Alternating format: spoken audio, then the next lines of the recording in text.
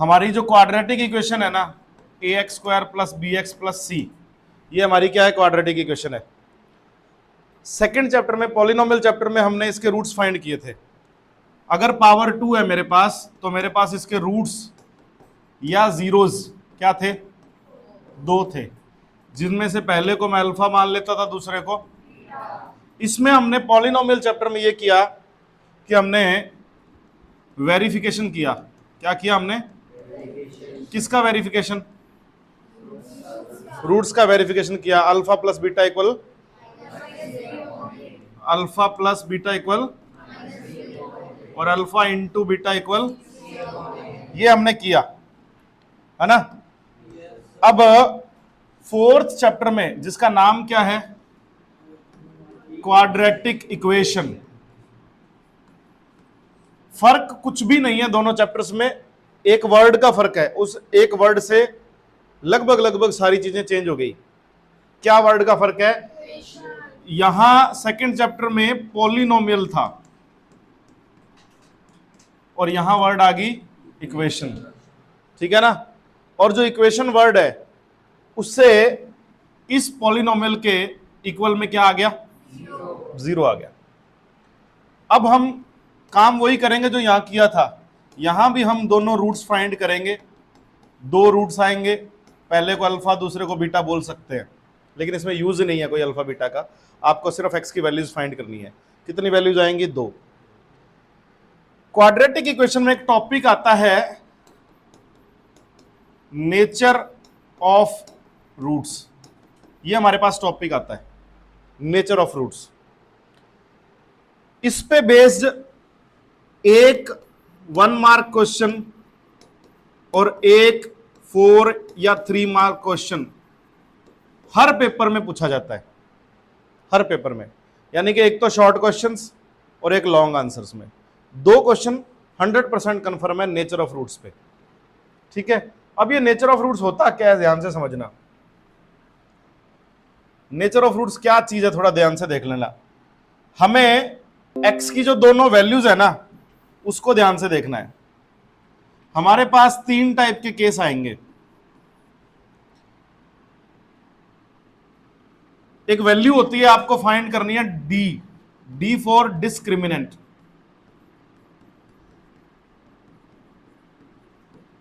D for discriminant, और discriminant का एक फॉर्मूला है b² - 4ac।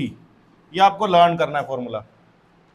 यहां b, a और c क्या चीज है, यही वाले जो आपके पॉलिनोमियल में गिवन होते हैं, ठीक है। तो आपको abc की वैल्यू पुट करके d की वैल्यू फाइंड करनी है। अब आपका जो d है, या तो वो 0 से छोटा होगा यानी कि माइनस में होगा, या d 0 के इक्वल होगा, या 0 से 3 ही केस होंगे। या तो नेगेटिव आंसर होगा, या पॉजिटिव आंसर होगा, या 0 ही होगा। इन पे ही हमारे नेचर ऑफ रूट्स डिपेंड करते हैं। d की वैल्यू जैसे ही इक्वल टू 0 आती है, अपने को यह पता चलता है कि दोनों रूट्स रियल नंबर हैं। दोनों रूट्स क्या हैं, और दोनों x की वैल्यू यानी कि दोनों रूट्स इक्वल भी हैं। इसका मतलब अगर किसी क्वेश्चन में x की वैल्यू पहली वाली 3 आ रही है, तो दूसरी भी क्या आएगी, 3 आएगी। और ऐसा क्वेश्चन आपके पेपर में आया भी था PA1 में, लिटिल फ्लावर में। क्या आपके पास एक पॉलिनोमियल बना a² - 6a + 9 = 0। इसका आंसर क्या आ रहा है, a = 3 3। ये है, ये जो है जिसमें दोनों ही x के आंसर सेम सेम आते हैं, वो ये वाली सिचुएशन है। d = 0, रियल रूट्स आएंगे और क्या आएंगे, दोनों x की वैल्यू इक्वल आएंगे, ठीक है। अगर आपकी d की वैल्यू 0 से बड़ी आती है, कुछ पॉजिटिव नंबर आता है, तो आपके रूट्स जो हैं वो रियल तो होंगे लेकिन डिफरेंट होंगे। अल्फा और बीटा की वैल्यू अलग अलग आएगी, x के दोनों आंसर अलग अलग आएंगे। यहां x के दोनों आंसर क्या आ रहे हैं, सेम आ रहे हैं, अल्फा और बीटा सेम है, ठीक है। तीसरा जो है ये डिफरेंट है और सबसे छोटा यही है। जब d की वैल्यू माइनस में आ जाए तो आपके रूट्स इमेजिनरी हो जाएंगे। क्या हो जाएंगे, यानी कि हम सीधे एक स्टेटमेंट लिखेंगे, no real root exist, real number में रूट हमारा एग्जिस्ट नहीं करता, रियल नंबर में रूट हमारा एग्जिस्ट नहीं करता। तो अब जब इमेजिनरी रूट्स हैं वो हमारे सिलेबस में है ही नहीं, तो हमें ये देखना ही नहीं कि वो इक्वल है कि डिफरेंट है क्या है, हमें उससे कोई लेना देना नहीं है। ठीक है, अब हर क्वेश्चन के जो रूट्स हैं, हर क्वेश्चन के रूट्स हम मिडिल टर्म स्प्लिटिंग से करते हैं, ए स्क्वायर माइनस 3a प्लस 9, ऐसा कुछ कर सकता हूं मैं। ठीक है ना। अगर हम रूट्स की बात करें, जिस पॉलिनोमियल के रूट्स मिडिल टर्म स्प्लिटिंग से नहीं निकलते उसको कैसे निकालते हैं अपने। अगर आपसे मिडिल टर्म स्प्लिटिंग नहीं हो रही किसी पॉलिनोमियल की और आपको सिर्फ ये दिया गया है कि फाइंड द रूट्स, क्या दिया गया है, फाइंड द रूट्स, अगर तो कोई मेथड लिख दिया find the roots by factorisation या मिडिल टर्म स्प्लिटिंग, तो आपको वही पर्टिकुलर मेथड करना पड़ेगा। और अगर कोई मेथड नहीं दिया, सिर्फ ये लिखा है कि फाइंड द रूट्स, तो क्या करना है, कोई मर्जी मेथड लगा सकते हैं। ठीक है, वैसे तो इसके 3 मेथड है, क्वाड्रेटिक इक्वेशन को सॉल्व करने के 3 मेथड है, middle term splitting, quadratic formula, एक मेथड और है जो आपके सिलेबस में नहीं है, पुरानी बुक में है, किसी के पास 6-7 साल पुरानी बुक है उसमें मिल जाएगा। तो अपने वो कर नहीं रहे, अपने 2 ही मेथड कर रहे हैं। मैं एक एग्जांपल देता हूं, जैसे 3x² प्लस 2x प्लस 1 है, अगर मैं इसकी मिडिल टर्म स्प्लिटिंग करूं तो होएगी नहीं, क्योंकि मल्टीप्लाई करके मेरे को 3 चाहिए और प्लस माइनस करके मुझे क्या चाहिए, 2। तो कईयों के दिमाग में कुछ आ रहा है तो बोलो कि सर हो सकता है, क्या हो सकता है बताओ, बोलो बोलो, क्या फैक्टर्स हो सकते हैं 2x के, 2x के क्या फैक्टर्स हो सकते हैं। हाँ नवे, इसके कोई फैक्टर्स पॉसिबल नहीं है, मुझे ऐसा लगता है। ठीक है, अगर तुम्हें लगता है कि हो सकते हैं तो बता देना। अब करना क्या है, बाई चांस किसी पॉलिनोमियल के आपके फैक्टर नहीं हो रहे हैं और आपको रूट्स फाइंड करना है, तो हमारे पास एक फॉर्मूला है और फॉर्मूले का नाम क्या है, क्वाड्रेटिक फॉर्मूला, जिसको पुरानी बुक्स में श्रीधर आचार्य फॉर्मूला बोलते हैं, क्योंकि ये इस बंदे ने डेवलप किया फॉर्मूला। किसने, श्रीधर आचार्य। ये भी आपको याद रखना है नाम इसका, श्रीधर आचार्य। कल फॉरेन वाले मैथमेटिशियन ही पॉसिबल फेमस नहीं थे, इंडियन भी फेमस थे। ठीक है, तो इन भाई साहब ने क्वाड्रेटिक इक्वेशन को सॉल्व करने का मेथड बताया है, श्रीधर आचार्य। कल पाइथागोरस फेमस नहीं है। ठीक है, चलो इधर देखो क्वाड्रेटिक फॉर्मूला बोलते हैं अपने इसको नॉर्मली। ठीक है, अब इस फॉर्मूले में सीधा सीधा एक ये वाला कंटेंट आपको याद करना है, ये एक फॉर्मूला है, इस फॉर्मूले को बोलते हैं श्रीधर आचार्य। अब इसमें क्या है, x equal to minus b कौन सा, ये वाला, प्लस माइनस दोनों आएंगे, d कौन सा, वही जो हमने अभी पढ़ा डिस्क्रिमिनेंट, अपॉन 2a कौन सा, ये वाला। एक बार प्लस के हिसाब से सॉल्व करना है, 2 बार सॉल्व करना है सेम कंटेंट को, एक बार इसको प्लस लेके और दूसरे बार माइनस लेके। ठीक है, करते हैं, इसी क्वेश्चन को सॉल्व करते हैं, अंडर रूट क्वेश्चन फॉर्मूले में है। तो सबसे पहले आपको डी निकालना है, क्या निकालना है, डी अलग से निकाल लिया करो, फॉर्मूले में लिखना है। तो कई लोग इस फॉर्मूले को ऐसा भी लिखते हैं, x equal to minus b plus minus, यहाँ डी नहीं लिखते, डी की जगह सीधा पूरा फॉर्मूला लिख देते हैं, बी स्क्वायर माइनस 4ac, और इस पूरे के अपॉन में 2a है, ध्यान रखना। ठीक है, तो ये और ये एक ही बात है। तो पहले अपने डी निकाल लेते हैं, डी यहाँ पे a b और c तुम्हें पता है, डी का फॉर्मूला है बी स्क्वायर माइनस 4ac, तो b कितना है, 2 की square minus 4 into a into C, तो d अपना 4 माइनस 12 आ गया, तो d अपना क्या आ गया, माइनस का 8 which is less than 0। It means इसके इमेजिनरी रूट्स आएंगे, क्या आएंगे, इमेजिनरी रूट्स आने का सीधा सीधा मतलब होता है कि आपके पास x का कोई रियल नंबर नहीं आएगा, x का आंसर तो आएगा लेकिन रूट में नेगेटिव नंबर आएगा। क्या आएगा, और रूट में नेगेटिव नंबर आने का मतलब है हमें आगे सॉल्व नहीं करना है। क्यों नहीं करना है वो बताता हूं आपको। x इक्वल टू, यहां वैल्यू पुट कर रहा हूं मैं, माइनस फॉर्मूले में है ये वाला, b की वैल्यू क्या है 2 है, प्लस माइनस रूट में d कितना है -8, अपॉन में क्या है 2a, a कितना है 3। ये question -2 plus minus under root -8 upon 6 यहीं रोका जाएगा, क्योंकि 10th क्लास तक हमें यह बताया जाता है कि रूट में माइनस का नंबर जो है वो एग्जिस्ट नहीं करता, रूट में प्लस का नंबर ही एग्जिस्ट करता है, माइनस का नंबर एग्जिस्ट नहीं करता। कब एग्जिस्ट करेगा ये, जब आप 11th में हो जाओगे।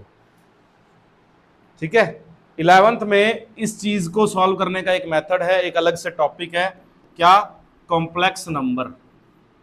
एक टॉपिक का नाम है कॉम्प्लेक्स नंबर। जैसे आप natural number, whole number, rational number पढ़ते हो, वैसे एक कैटेगरी अलग है, क्या, कॉम्प्लेक्स नंबर, उसका एक पूरा पूरा चैप्टर है। ठीक है, तो उसमें अपने को जाना नहीं। रूट में जब भी नेगेटिव नंबर आ जाए आपके पास 10th क्लास तक, तो आपको ये लास्ट में एक लाइन लिखनी है, यहाँ पे लिख के क्या लिखनी है लास्ट में, रियल रूट डजंट एग्जिस्ट। क्या लिखना है, रियल रूट। अगर ये पॉजिटिव आता नंबर तो हम क्या करते, यहां पे -2 प्लस √8 कर देते, और अगली बार में क्या करते, -2 माइनस √8 अपॉन 6, ये छोड़ देते, इतना छोड़ देते। अगर इसके रूट के नंबर पूरा पूरा निकल रहा है तो इसको हम फाइनल सॉल्व करते, नहीं तो इतना ही छोड़ देते। लेकिन ये भी हम नहीं कर पाएंगे इस क्वेश्चन के लिए। क्यों नहीं कर पाएंगे, क्योंकि रूट में क्या आ गया, माइनस आ गया, और 10th क्लास में रियल नंबर ही है हमारे पास, कॉम्प्लेक्स नंबर नहीं है। हाँ जी, रियल रूट डजंट एग्जिस्ट, बस ये लिखना है। कुछ पूछना है इसमें तो बोलो। तो आपको ये फॉर्मूले दोनों लिखने हैं, ये क्वेश्चन लिख लो। डेरिवेशन किसका, क्वाड्रेटिक फॉर्मूला का, डेरिवेशन ऑफ क्वाड्रेटिक फॉर्मूला। ठीक है, फॉर्मूला क्या है, x इक्वल टू में -b plus minus square root में, बोलो, b² minus 4ac upon 2a, ये फॉर्मूला है। इसको अपने को फाइंड करना है कि ये आया कैसे फॉर्मूला। ठीक है, अपने ये पता है ax² plus bx plus c equal to 0, ये हमारा पॉलिनोमियल है। जिस मेथड से इसको हम फाइंड कर रहे हैं वही हमारा तीसरा मेथड है। मैंने तुम्हें बोला कि क्वाड्रेटिक इक्वेशन को सॉल्व करने के 3 मेथड हैं। पहला मिडिल टर्म स्प्लिटिंग जो हम 8th क्लास से कर रहे हैं, दूसरा ये अभी हमने जो किया क्वाड्रेटिक फॉर्मूला, तीसरा मेथड का नाम है completing the square method. Method का नाम क्या है, कंप्लीटिंग द स्क्वायर मेथड। और कंप्लीटिंग द स्क्वायर मेथड से ही इसको हम डेराइव करेंगे, किसको, क्वाड्रेटिक फॉर्मूले को। ठीक है, एक तरफ हम इसकी होल स्क्वायर कंप्लीट करेंगे। यहां x के ऊपर स्क्वायर दिख रही है तुम्हें, हम किसी ब्रैकेट के बाहर स्क्वायर लाने की कोशिश करेंगे। कैसे लाएंगे वो देखते हैं। सबसे पहला हमारा ये टारगेट रहता है ऐसे मेथड में कि x² के साथ मल्टीप्लाई में कुछ भी ना हो। दोबारा बोल रहा हूं मैं, x² के साथ कोफिशिएंट के फॉर्म में 1 हो, कुछ भी ना हो। तो हम 1 लाने के लिए क्या करेंगे, दोनों तरफ a का डिवाइड कर देंगे। क्या कर देंगे, या ये कह लो कि a कॉमन ले लेंगे। अब कई लोगों के ये चीज डाइजेस्ट नहीं होती कि सर a कॉमन आ ही नहीं रहा, a कॉमन कैसे आएगा। 2 तरीके हैं, a आप कॉमन ले लो और ऐसे लिख लो। सही है क्या ये बात? अगर आप a को आप अंदर मल्टीप्लाई करोगे तो सिर्फ सेम ऊपर वाली चीज बनेगी। अगर आपके ये डाइजेस्ट नहीं हो रही कि हम a कॉमन, सर मेरे को समझ नहीं आ रहा, तो आपने क्या करना है, एक लाइन लिखनी है, by dividing with a both side. जो भी ऑपरेशन होंगे वो दोनों तरफ होंगे। डिवाइड मल्टीप्लाई कुछ भी होगा वो क्या होगा, LHS RHS दोनों में होगा। तो हम दोनों तरफ a का डिवाइड कर देते हैं। तो ax² plus bx plus c तो था ही, इसके नीचे क्या कर दिया, और उधर 0 के नीचे क्या कर दिया, तो 0 के नीचे a करने से 0 ही आएगा। लेकिन इधर a करने से क्या होगा, अलग अलग होगा। ये ax² upon a, bx upon a और c अपॉन, और इधर क्या ठीक है, यहां से सल्ट गया ये X square plus B upon A X plus C upon A. ये बात समझ में आ गई? कोई दिक्कत? अब आपने एक काम करना है, एक्स वाले एक तरफ, बिना एक्स वाले दूसरी तरफ। अब यहां पे इसका टर्निंग पॉइंट आएगा 2 स्टेप के बाद, X square plus B upon A X is equal to minus C upon A. यहां तक तो कोई दिक्कत नहीं है, या है? अब इसका टर्निंग पॉइंट आएगा अगले स्टेप में। यहां पे एक चीज आपको याद रखनी है, एक्स का कोफिशिएंट क्या है? बोलो, एक्स का कोफिशिएंट क्या है? आपको एक काम करना है, एक्स के कोफिशिएंट का हाफ करना है। क्या करना है? एक्स के कोफिशिएंट का हाफ। बोलो कितना होगा? बी अपॉन ए अपॉन टू, मतलब B upon two A, B upon A upon two, यही मतलब है हाफ करने का। तो ये टू कहां जाएगा? बी के साथ के ए के साथ? ए के साथ, बी अपॉन टू ए। बच गई बात क्या? आपको करना है एक्स के कोफिशिएंट का हाफ। क्या बन गया? बी अपॉन टू ए, और उसकी स्क्वायर दोनों तरफ ऐड करनी है।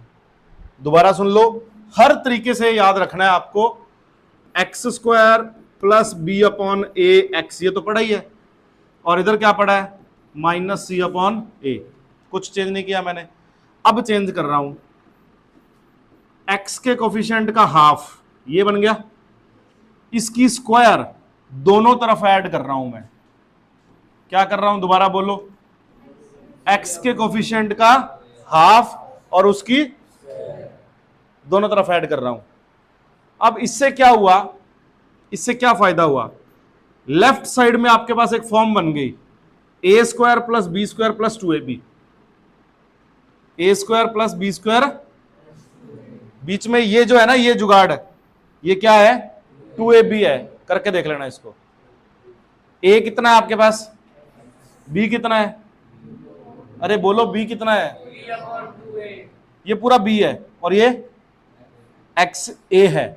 बीच में 2ab अगर आप कैलकुलेट करोगे ना, करके दिखा देता हूं, 2 इंटू ए कितना है और बी कितना है? बी अपॉन 2 से 2 गया, बी अपॉन ए एक्स बन गया। बन गया क्या? तो ये किसकी वैल्यू है? 2ab की। किसकी वैल्यू है ये? तो हमारे पास एक फॉर्मूला बन गया, क्या? A square plus B square plus 2ab, that means A plus B whole square.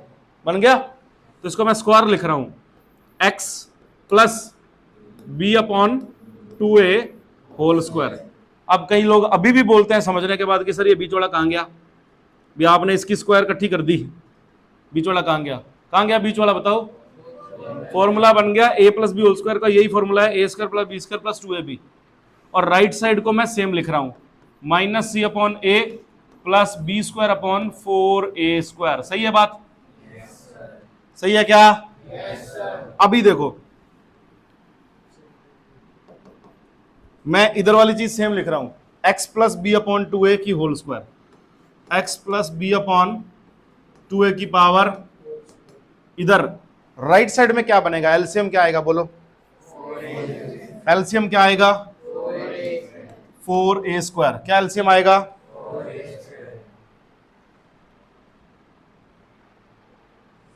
बोलो क्या एलसीएम है? 4a square. माइनस सी से क्या मल्टीप्लाई होगा? ध्यान से देखो क्या आएगा? 4a। तो माइनस 4ac बन गया क्या? बन गया क्या? और उधर के तो बी स्क्वायर सेम ही रहेगा। तो इसको थोड़ा मॉडिफाई करके लिख दूं तो कोई खुजली होगी क्या? कोई खुजली नहीं होगी। मॉडिफाई करके बी स्क्वायर को पहले लिख दिया, 4ac को नीचे क्या पड़ा है? 4a स्क्वायर को मैं 2a की होल स्क्वायर लिख दूं क्या? लिख दूं क्या? अब देखो ध्यान से, x plus B upon 2a is equal to b square minus 4ac upon में क्या? 2a। और ये जो ऊपर वाली स्क्वायर थी वो कहां गई? वो यहां बन गई रूट। और रूट के साथ क्या आता है? रूट के साथ क्या आता है? बच गई इतनी बात। कौन हूं मैं? कलाकार। कौन हूं? कलाकार। ऊपर वाला रूट कटेगा नहीं, क्यों नहीं कटेगा? क्योंकि होल स्क्वायर नहीं है, क्योंकि नीचे वाले स्क्वायर से रूट कट जाएगा, क्योंकि नीचे वाले की क्या है? होल स्क्वायर है। आ रहे ना, सोना नहीं है। नीचे वाले स्क्वायर की क्या है? रूट होल स्क्वायर में है, इसलिए स्क्वायर से रूट कट जाएगा। तो क्या बनेगा? सिर्फ और सिर्फ इस वाले जुगाड़ को उधर ले जाओ x की वैल्यू निकालने के लिए। क्या बना? Minus B upon 2a plus minus root में B square minus 4ac upon में क्या? 2a फिर एलसीएम आ गया, एलसीएम आया तो 2a इकट्ठा लिख दिया, minus b plus minus root में क्या बन गया? ये आपका फॉर्मूला है। दोबारा फिर रिपीट करते हैं, एक बार ढंग से देखो। क्वाड्रेटिक इक्वेशन दे रखी है, x का कोफिशिएंट 1 लाना है। क्या लाना है? 1 लाने के लिए a चाहे कॉमन ले लो चाहे डिवाइड कर दो। x का कोफिशिएंट 1 आ गया, x स्क्वायर का कोफिशिएंट 1 आ गया। x का कोफिशिएंट जो आया उसका क्या करना है? हाफ, और उसकी क्या करनी है? ये स्टेप इसका मोस्ट इंपॉर्टेंट स्टेप है जो आपको याद रखना है बस। x का कोफिशिएंट का हाफ और उसकी स्क्वायर दोनों तरफ ऐड करनी है। क्या करनी है? और इधर हमेशा ही स्क्वायर बनेगी, हमेशा a plus B whole square, कभी कभी a minus b whole square किसी क्वेश्चन में। ये क्वेश्चन ही है, ध्यान रखना। फॉर्मूला डेराइव तो कर दिया है, ये क्या क्वेश्चन। तो यहां होल स्क्वायर बनेगी, इधर आपको सॉल्व करना है एलसीएम एलसीएम लेके। ये वाली जो स्क्वायर है ये लास्ट में कहां ले गए? उधर। जब स्क्वायर दूसरी तरफ जाके रूट्स बनती है तो प्लस माइनस भी आता है साथ में। नीचे से स्क्वायर कट जाएगा, ऊपर से स्क्वायर नहीं कटेगा। और ये वाला प्लस बी बाई 2 है, उधर जाके क्या होगा? फॉर्मूला बन गया। ठीक है, लिखो इसको।